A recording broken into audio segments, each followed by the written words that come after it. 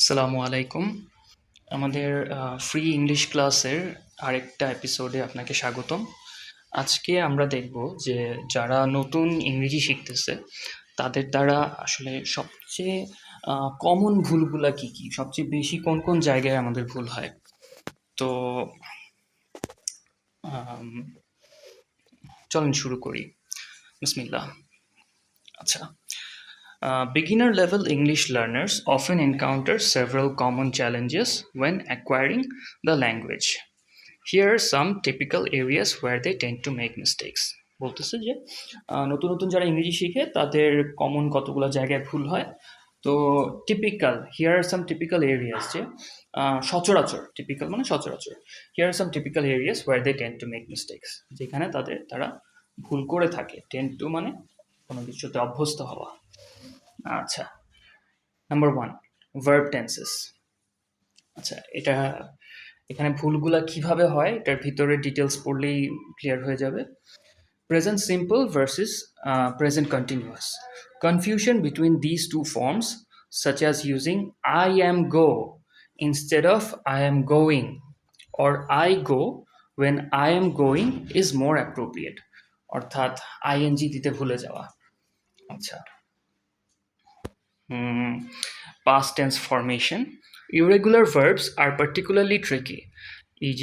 saying bite instead of bought. আমরা জানি যে ইংলিশের ওই যে প্রেজেন্ট, পাস্ট, পাস্ট পার্টিসিপল, এই কয়েকটা ফর্ম হয় কোনো কোনো শব্দের।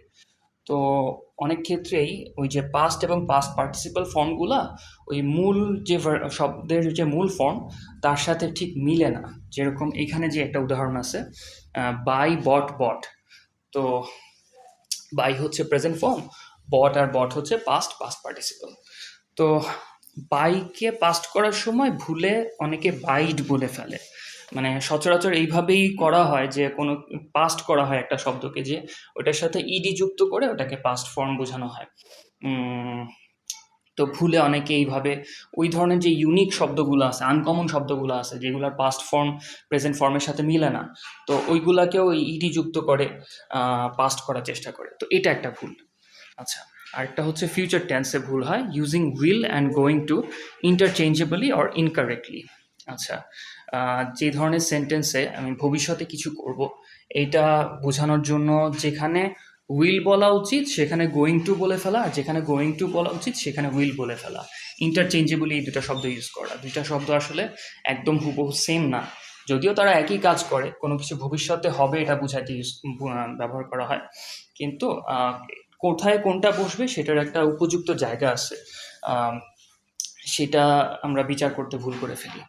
আচ্ছা, নেক্সট ক্যাটাগরিতে আসি, সাবজেক্ট ভার্ব এগ্রিমেন্ট। আচ্ছা, এটা শুনতে খটোমটো মনে হচ্ছে।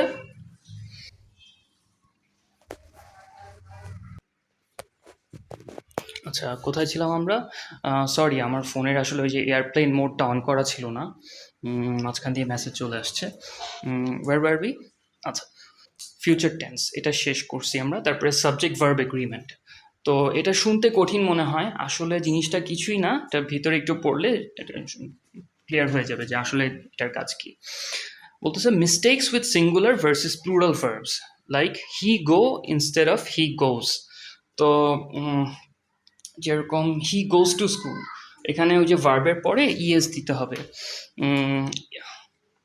তো ওখানে শুধু হি গো দিয়ে বলে রাখা, হি গো টু স্কুল, ওরকম বলে ফেলা। তো এটা যেমন একটা ভুল, এই ভুলটা ওই সাবজেক্ট ভার্ব এগ্রিমেন্টের ক্যাটাগরির মধ্যে পড়ে। আর হচ্ছে forgetting the third person singular S in the present tense. আচ্ছা, এটা মানে ডেফিনিশনটা শুনতে অনেক ভেজাল্লা মনে হয়, এটা একটা এক্সাম্পল দিলে ক্লিয়ার হয়ে যাবে। যে example, she walk instead of she walks. ঠিক আছে, যে আমরা জানি যে থার্ড পারসন সিঙ্গুলার হলে কোনো কোনো সাবজেক্ট যদি থার্ড পারসনের সিঙ্গুলার হয়, তখন কোনো কোনো ক্ষেত্রে আপনার বুঝতে পারে, ভার্বের পরে এস দিতে হয়। যেমন for example, my my sister works at a hospital. তো আমার বোন একটা হাসপাতালে চাকরি করে। তো এখানে ওই ভার্বটা হচ্ছে ওয়ার্ক, এবং সাবজেক্ট যেহেতু ওই যে মাই সিস্টার, এবং এটা যেহেতু একজন সিঙ্গুলার, তাই আমার ভার্বের পরে এস দিতে হচ্ছে। My sister works at a hospital. কিন্তু এই সেন্টেন্সেই যদি আমি আমার একজন বোনের কথা না বলে একাধিক বোনের কথা বলতাম যে my sisters work at a hospital, তখন কিন্তু ওই যে ভার্বের পরে আর এস হইতো না।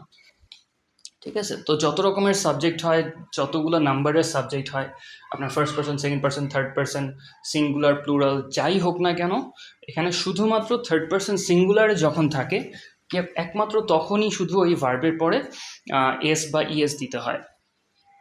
এতটুকু মনে রাখলেই হবে।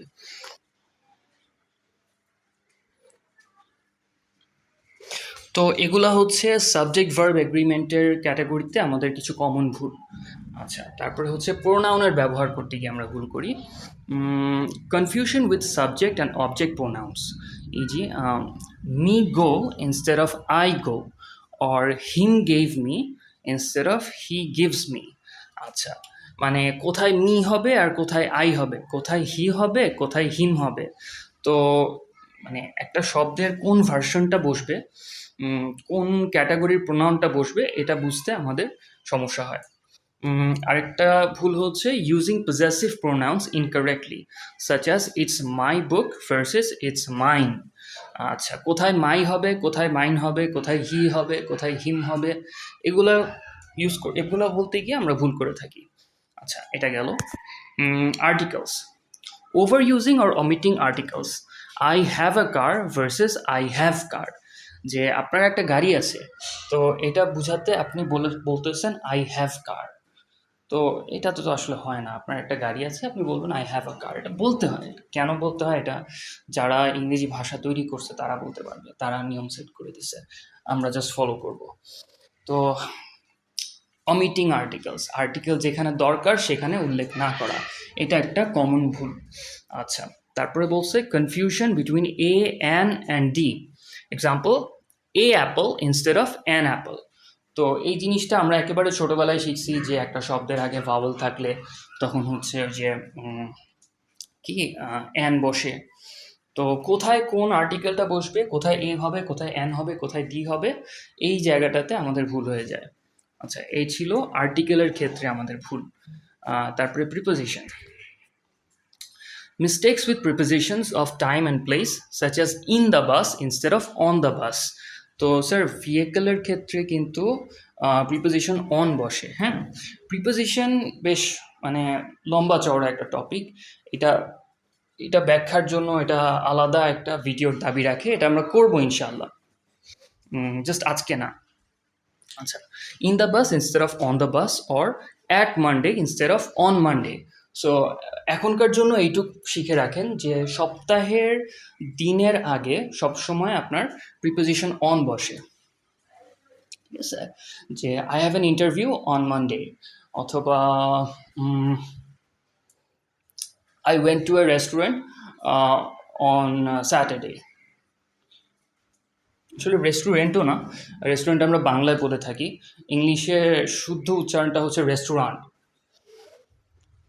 আচ্ছা, তারপরে কি বলছে, ওয়ার্ড অর্ডার। আচ্ছা, number 6, word order, incorrect sentence structure particularly with questions. আমরা কোন শব্দের পরে কোন শব্দটা বসাইলে আমার গ্রামার শুদ্ধ থাকবে এইটা আমরা বুঝে উঠতে পারি না। তো পার্টিকুলারলি উইথ কোয়েশ্চেন্স, আর বিশেষ করে কোশ্চেন করার ক্ষেত্রে, কারণ নর্মাল যে সেন্টেন্স স্ট্রাকচার এটা কিন্তু কোশ্চেনের ক্ষেত্রে একটু আগে পিছিয়ে হয়ে যায়। যেমন দেখেন এখানে এক্সাম্পল দিয়ে দিছে যে ইউ আর গোয়িং, আমরা এইভাবে বলে ফেলি instead of are you going. যে কোশ্চেন করার সময় নিয়ম হচ্ছে অক্সিলারি ভার্বটা সামনে বসবে, সেন্টেন্সের শুরুতে বসবে। এটার যদি আরও উদাহরণ দেই, যে আই এম এ স্টুডেন্ট, কথার কথা আই এম এ স্টুডেন্ট, এটা একটা বিবৃতিমূলক বাক্য। আচ্ছা, এটাকে যদি আমি প্রশ্নবোধক করতে চাই তাহলে বলবো যে অ্যাম আই এ স্টুডেন্ট, আমি কি একজন ছাত্র। বা অ্যাম আই এ স্টুডেন্ট, এটা প্রশ্নটা মানে খুব উদ্ভট শোনা যায়, কারণ এটা কে জিজ্ঞেস করবে। ইউ দিয়ে বলি যদি, যে ইউ আর এ স্টুডেন্ট, আর প্রশ্ন করতে হলে আর ইউ এ স্টুডেন্ট।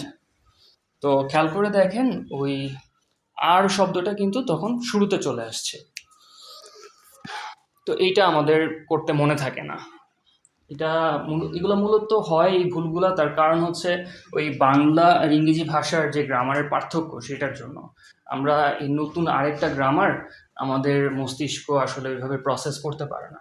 তো এইটা মানে ঠিকভাবে করতে পারার জন্য আসলে মূলত প্র্যাকটিস দরকার, যে প্র্যাকটিসটা আমরা ইনশাল্লাহ করব। আপাতত আমরা জেনে রাখি যে কোথায় কোথায় আসলে ভুলগুলা হয়, আমরা ভুলের জায়গাগুলো আইডেন্টিফাই করি, তাহলে আমাদের এগুলার পরবর্তীতে এটার চিকিৎসা করতে সহজ হবে। আমরা ওই যে অসুখ বিসুখ হইলে ডাক্তার টেস্ট দেয় না দেখার জন্য যে কোথায় সমস্যা কি সমস্যা, আমরা ডায়াগনস্টিক সেন্টারে যাই, আমরা টাকা দিয়ে টেস্ট করি। তো ভুলগুলো ধরা পড়লেই তো হচ্ছে সেটা ট্রিটমেন্ট শুরু করা যায়, তাই না? সো এখান থেকে আমরা দেখে নিচ্ছি যে কোথায় কোথায় আমাদের সমস্যা। ইনশাআল্লাহ এই প্রত্যেকটা বিষয় ধরে ধরে এগুলোর উপর বিস্তারিত ক্লাস নেওয়া হবে। আচ্ছা, তারপরে কোথায় ছিলাম আমরা? Number 6, word order. আচ্ছা, এটা চলে গেছে। আচ্ছা, একটা পয়েন্ট বাকি আছে, সেটা হচ্ছে placing adjectives after the nouns. আচ্ছা, example, the car red instead of the red car. যে একটা একটা কোনো কিছুর গুণবাচক একটা শব্দ যেটা ওই জিনিসটার বৈশিষ্ট্য ইয়ে করতেছে, প্রকাশ করতেছে, এই শব্দটা হচ্ছে মানে ওই গুণবাচক কথাটা ওই শব্দের আগে বসানোর কথা আমাদের। তো এটা করতে আমাদের মনে থাকে না, এটা আসলে প্র্যাকটিসের অভাব। তো দ্য কার রেড বলে ফেলি ইনস্টেড অফ দ্য রেড কার। ওইটা আবারও ওই যে ওয়ার্ড অর্ডারের সমস্যা, ওয়ার্ড সিকোয়েন্সিং এর সমস্যা। তারপরে কি বলছে? Plural forms. আচ্ছা, using the wrong plural forms, especially with irregular nouns, e.g. childs instead of children. আচ্ছা, আমরা জানি যে নর্মালি ইংলিশে যেটা হয় যে একটা শব্দকে প্লুরাল করতে হইলে সেটা শেষে এস বসে, সাধারণত এটাই হচ্ছে সবচেয়ে কমন নিয়ম। কিন্তু কিছু কিছু রেয়ার ঘাটতারা শব্দ আছে যেগুলো আপনার এস দিয়ে আসলে প্লুরাল করা যায় না, ওগুলো আপনার অন্য কিছু দিয়ে প্লুরাল করতে হয়, ওটা একেবারে ইউনিক থাকে। তো এখানে সেটার একটা উদাহরণ আছে যে চাইল্ডের প্লুরাল হচ্ছে চিলড্রেন। এটা মনে রাখা সবসময় সম্ভব হয় না, তো দেখা যায় যে ভুল করে চিলড্রেনের জায়গায় চাইল্ডস বলে ফেলছে।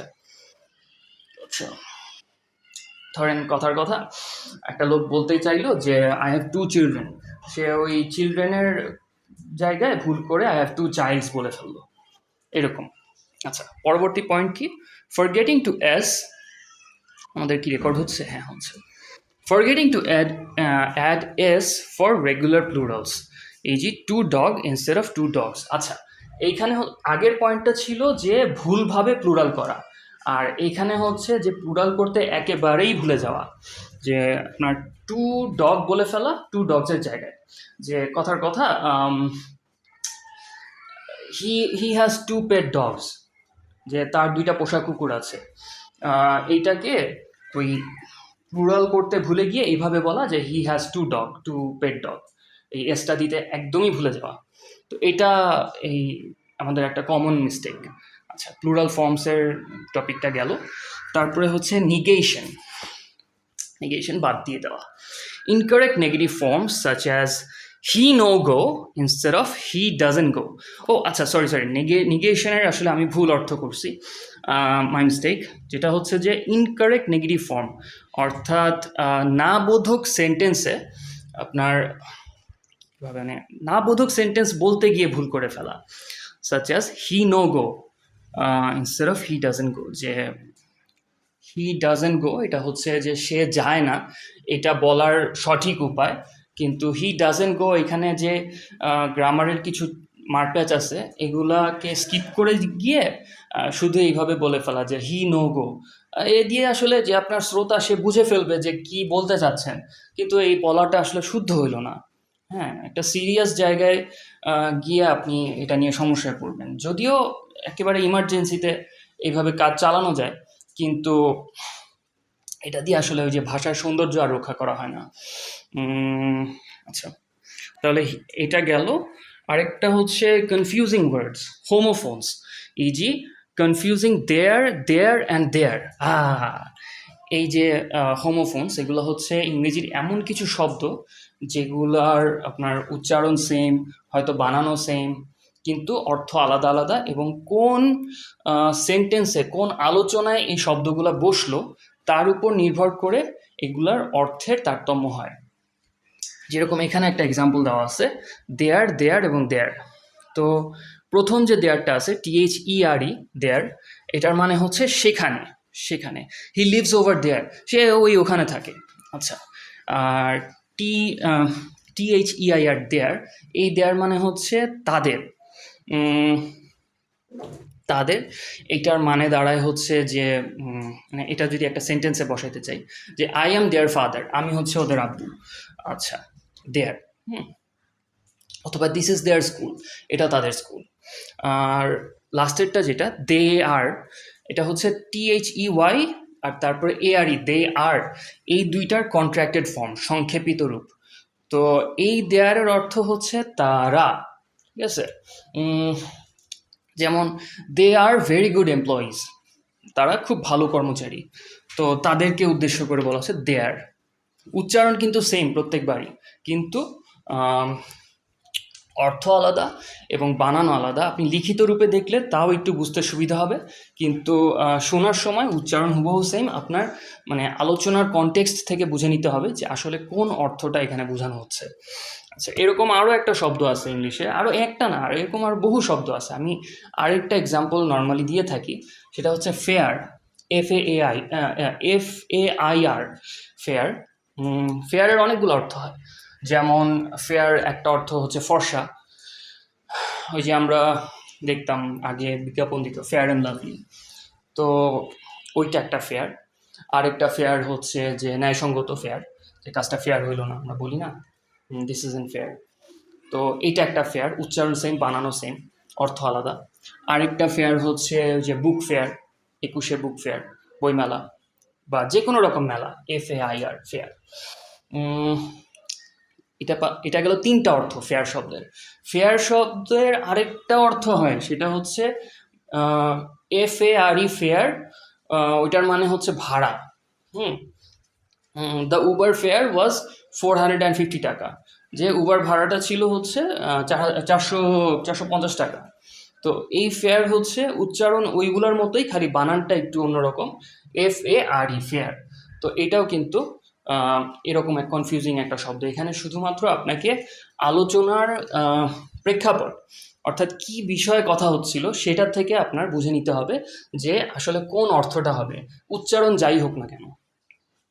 আচ্ছা, গেল। তারপরের পয়েন্ট হচ্ছে false কগনেটস, where words seem similar to their native language but mean something different, e.g. mistaking actual for current. আচ্ছা, false cognates, এইটা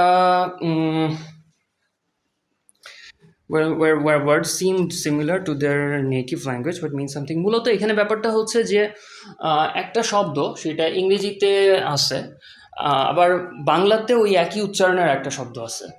তো ওইখানে আমরা অর্থ বুঝতে ভুল করে ফেলার একটা পসিবিলিটি তৈরি হয়। যেমন আপনাদের হয়তো মনে থাকবে যে ওই যে সম্প্রতি যে হয়ে গেল, বৈষম্য বিরোধী আন্দোলন হয়ে গেল, সেখানে একটা স্লোগান ছিল যে বুকের ভেতর অনেক ঝড়, বুক পেতেছি গুলি কর। তো এই বুক শব্দটা বাংলায় আছে, এটা বাংলায় একরকম অর্থ, আবার বুক শব্দটা ইংরেজিতেও আছে, ইংরেজিতে এটা সম্পূর্ণ আলাদা একটা অর্থ। তো আসলে কথা বলতে গিয়ে এটা মানে যদি অভ্যাস না থাকে তাহলে এই শব্দগুলার ভুল জায়গায় হচ্ছে ব্যবহার করে ফেলার একটা পসিবিলিটি থাকে, কারো কারো হয় এরকম। আচ্ছা, তাহলে এটা গেল। 10 নম্বর পয়েন্ট হচ্ছে pronunciation, problems with certain sounds such as TH often pronounced as S or Z. Sir আমি এইটার মধ্যে যাব না, আমি আরেকটা এক্সাম্পল দিচ্ছি যেটা আমি প্রচুর পরিমাণে ফেস করছি। সেটা হচ্ছে যে এই যে এখানে একটা শব্দ বলছে না সাচ অ্যাজ, এই সাচ অ্যাজ কিছু মানুষকে শিখাইতে গিয়ে আমার মানে কি যে পরিশ্রম করা লাগে, কারণ কিছুতেই সাচ অ্যাজ বলতে পারে না, বলে শ্বাস বলে ফেলে বা অন্য কিছু বলে। তারপরে মিসপ্রোনাউন্সিয়েশনের আরেকটা খুব ভয়ঙ্কর উদাহরণ দেই। ইংলিশে একটা শব্দ আছে হচ্ছে পার্ট, হ্যাঁ, part 1, part 2, part 5, part 8, part anything. আচ্ছা, আপনারা হয়তো জানেন যে বাংলাদেশের একটা অঞ্চলের মানুষ কে ফ উচ্চারণ করে। তো এরকম একজন স্টুডেন্টকে আমি পাইছি, সে পার্টকে বলতেছে ফার্ট। এটা খুবই খুবই আসলে দুঃখজনক, কারণ পার্টের অর্থ যেরকম আমরা জানি অংশ, ফার্টেরও কিন্তু একটা অর্থ আছে। ফার্টের অর্থ হচ্ছে যে ওই যে মানুষ বায়ু ত্যাগ করে, ওইটা হচ্ছে ফার্ট। ইংলিশের ওই জিনিসটাকে ফার্ট নাম দেওয়া হয়েছে। তো সে পার্টকে ফার্ট বলতেছে, এটা তো আসলে কি বলবো, একেবারেই মানে আনএক্সেপ্টেবল। তো এইটা হচ্ছে এই যে প্রোনাউন্সিয়েশনে মানুষ ধরা খেয়ে যায়। আচ্ছা, এগুলো ঠিক করতে হবে। তারপরে বলছে silent letters easy not knowing that the K is silent in know. Know শব্দের মধ্যে যে কে এর উচ্চারণটা হয় না, এটা যদি কেউ না জানে, সে নো বলবে না, সে বলবে কোনো। অথবা নাইফ, নাইফের উচ্চারণ বলবে কানাইফ। এরকম আরো ভুরি ভুরি শব্দ আছে যেখানে আপনার সাইলেন্ট লেটার থাকে। কাম, CALM কাম, এল সাইলেন্ট। পাম, PALM পাম, এল সাইলেন্ট। এরকম আরও অজস্র শব্দ পাওয়া যাবে যেখানে লেখার সময় একটা এক্সট্রা লেটার দিয়ে লেখা হয়, কিন্তু আপনার উচ্চারণের সময় ওই অক্ষরটার কোনো অস্তিত্বই থাকে না। তো এগুলা আসলে আবারও ওই যে প্রচুর পরিমাণে প্র্যাকটিসের মাধ্যমে জিনিসটা একেবারে ইন্টারনালাইজ করে ফেলতে হবে, একেবারে যাতে আপনার সেকেন্ড নেচার হয়ে যায়, আপনি চিন্তা করা ছাড়াই যাতে এইটা সঠিকভাবে ব্যবহার করে ফেলতে পারেন, একদম আপনার কাছে যাতে জিনিসটা ন্যাচারাল হয়ে যায়, নিঃশ্বাস ফেলার মতো। আচ্ছা, তো এগুলো ঠিক করার আসলে প্র্যাকটিস ছাড়া আর কোনো উপায় নেই। তারপরে কোথায় ছিলাম? Number 11, auxiliary verbs. Omitting auxiliary verbs in questions or negative sentences. Auxiliary verb আমরা জানি যে am, is, are, was, were, এরকম কতগুলো শব্দ আছে যেগুলা আসলে খুব ক্রিটিক্যাল আপনার গ্রামার ঠিক রাখার জন্য। এবং এগুলা যদি কোনোভাবে ভুল জায়গায় ব্যবহার করা হয় বা একেবারেই বাদ দিয়ে যাওয়া হয়, তাহলে এটা দেখতে খুবই দৃষ্টিকটু লাগে। তো এখানে বলতেছে omitting auxiliary verbs in questions or negative sentences, যে you speak English instead of do you speak English, যে তুমি কি ইংলিশ বলতে পারো। তো এখানে ওই যে বলতেছিলাম যে অক্সিলারি ভার্ব সামনে চলে আসে, এইখানে শুধু লোকেশনে ভুল হয় না, এখানে টোটালি বাদ দিয়ে যাওয়া হয়েছে। আচ্ছা, or I know like it instead of I don't like it. Don't কথাটার মধ্যে আসলে শব্দ আছে দুইটা, ডু নট, ঠিক আছে? তো I do not like it এটা না বলে বলতেছে আই নো লাইক ইট। এখন এ দিয়ে তো অর্থ প্রকাশ করা হয়ে গেছে, মনের ভাব প্রকাশ করা হয়ে গেছে, কিন্তু সাথে সাথে এটাও প্রকাশ পেয়ে গেছে যে আপনি আসলে ইংরেজিতে একটু দুর্বল। তো এমন কোনো সেটিং যেখানে আপনার সাথে যিনি কথা বলতেছে তার প্রত্যাশা থাকবে যে আপনি ইংরেজিতে একটা মানে মোটামুটি রকমের দক্ষতা আছে আপনার, এরকম যদি আপনার কাছে প্রত্যাশা করা হয়, তখন সে কিন্তু হতাশ হবে। তাহলে এটা ছিল আরেকটা জিনিস। আর নাম্বার 12 হচ্ছে কলোকেশনস অ্যান্ড ইডিওমেটিক এক্সপ্রেশনস। এখন এই টাইটেলগুলো দেখলে মনে হয় যে না জানি কি, তার এক্সাম্পলগুলো দেখলে জিনিসটা সহজ হয়ে যাবে যে আসলে কি বোঝানো হয়েছে। দেখেন কি বলছে, difficulty using common collocations E G make a decision instead of take a decision. আচ্ছা, কলোকেশন বেসিক্যালি কোন শব্দের পরে সচরাচর কোন শব্দগুলো আসলে বসে। যে make a decision instead of take a decision, আমরা সিদ্ধান্ত নেই বলি না বাংলায়, সিদ্ধান্ত নেওয়া। তো ওই রকম ইংলিশের ক্ষেত্রে বলা উচিত take a taking a decision. আচ্ছা, তো আরেকটা এক্সাম্পল দেওয়া যায় এখানে, যেরকম আমরা বাংলায় বলে থাকি যে কি পরীক্ষা আমরা দেই, শিক্ষক পরীক্ষা নেয়, আমরা পরীক্ষা দেই স্টুডেন্টরা। আর ইংলিশে ব্যাপারটা ঠিক এর উল্টা, যে শিক্ষার্থীরা হচ্ছে পরীক্ষা নেয়, they take a test and the teachers give out a test. তো আপনি আইএলস পরীক্ষা দিবেন, এটার ইংলিশ হবে যে I am going to take the IELTS exam, যে আমি আইএলসের পরীক্ষা দিব। আচ্ছা, তারপরে কি বলছে, literal translation of idioms from their native language which leads to awkward phrasing in English. আচ্ছা, এটার এক্সাম্পল ওভাবে দেয় নাই, কিন্তু এটার ব্যাখ্যা হচ্ছে, ধরেন আমাদের তো কত বাগধারা আছে তাই না, যেরকম কথার কথা আমরা বলে থাকি নাই মামার থেকে কানা মামা ভালো। যে এটার অর্থ হচ্ছে আসলে যেটা ইন্টেন্ডেড মিনিং সেটা হচ্ছে কিছু না থাকার চেয়ে একটা ভাঙাচোরা কিছু থাকাও ভালো। তো কিন্তু ধরেন একজন ইংরেজিভাষী লোক যে কিনা বাংলা পারে না, সে কিন্তু এটা শুনে একদম প্রথমত অবাক হয়ে যাবে। আর সে হয়তো এটার ভুল অর্থ করবে যে আসলে এখানে হয়তো সত্যিই একটা কানা মামার কথা বলা হইতেছে। তো এই সেম প্রবলেমটা আমরা বাংলা ভাষীরা ইংরেজিতে গিয়ে ফেস করি। যে ইংলিশে হয়তো একটা বাগধারা কেউ ব্যবহার করলো, কিন্তু আমরা সেটা আক্ষরিকভাবে নিলাম। আমরা জানি না যে এটা বাগধারা, এটা যে আসলে ওই যে মানে কথা প্রসঙ্গে বলা হয়, কিন্তু এটা লিটারেলি ওই জিনিস মিন করা হয় না। তো এটা বুঝতে না পেরে আমরা হচ্ছে উম, মানে আক্ষরিক অর্থটা নিলাম। ওই যে ধরেন আছে না যে বলে it is raining cats and dogs. তো মানে কেউ যদি না জানে, সে ভাববে যে কি ব্যাপার, আকাশ থেকে কি কুকুর বিড়াল পড়তেছে। না, বিষয়টা তা না। আচ্ছা, তাহলে এই ছিল হচ্ছে ইংলিশে আমরা কমন যে ভুলগুলা করে থাকি সেইগুলোর মধ্যে কয়েকটার আসলে উদাহরণ। আমরা ইনশাল্লাহ সামনের দিনগুলাতে এই প্রত্যেকটা ক্যাটাগরি নিয়ে আলাদা আলাদা ভিডিও করব, যাতে আপনাদের এই দুর্বলতাগুলো আপনারা কাটায় উঠতে পারেন। তো এটার জন্য আমাদের সাথেই থাকবেন প্লিজ। আর এতক্ষণ আমার বকবকানি শোনার জন্য অনেক অনেক ধন্যবাদ। সামনে আবার দেখা হবে ইনশাআল্লাহ। তো ততক্ষণ পর্যন্ত আল্লাহ হাফেজ।